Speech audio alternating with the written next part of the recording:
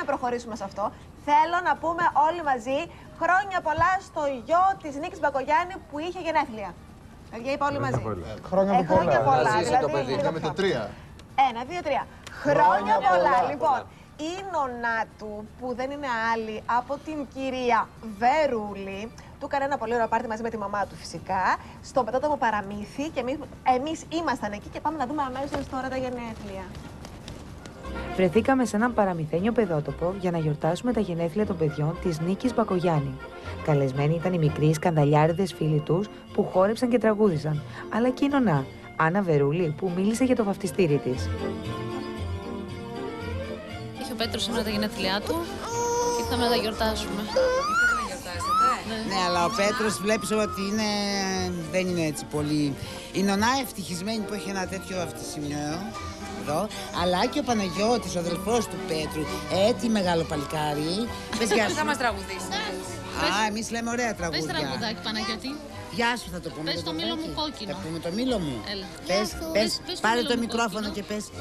Πες. Πες, μήλο μου κόκκινο, ροϊδοβάμε. Αυτό είναι για σας. Άννα, πώς είναι χαζομαμά? Χαζομαμά, εντάξει, χαζομαμά. Τι είναι χαζομαμά?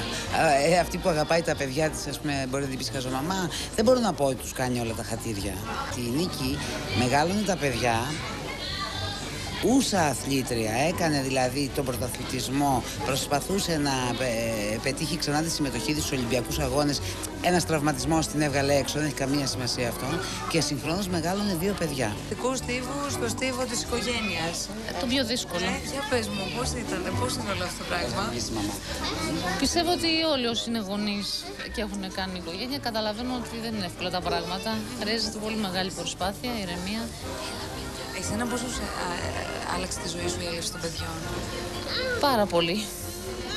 Πλέον δεν ζω όπως ζούσα πριν, όταν ήμουν χωρίς τα παιδιά.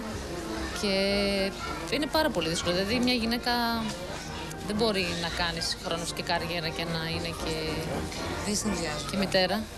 Δεν συνδυάζονται γιατί θα χάνεις ένα από τα δύο, ή από την οικογένεια ή από τη δουλειά σου. Μ' αρέσουν τα παιδιά. Θα ήθελα να κάνω 3-4.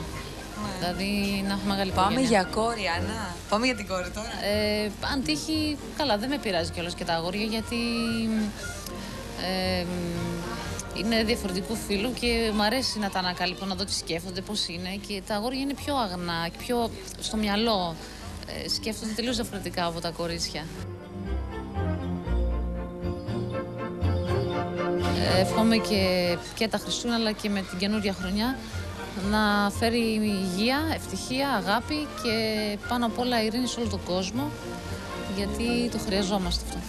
Ευχαριστούμε πάρα πολύ. Να είστε καλά. Εμείς. Και καθίστε να σας κεράσουμε. Θα κάτσουμε για το πάρτι οπωσδήποτε.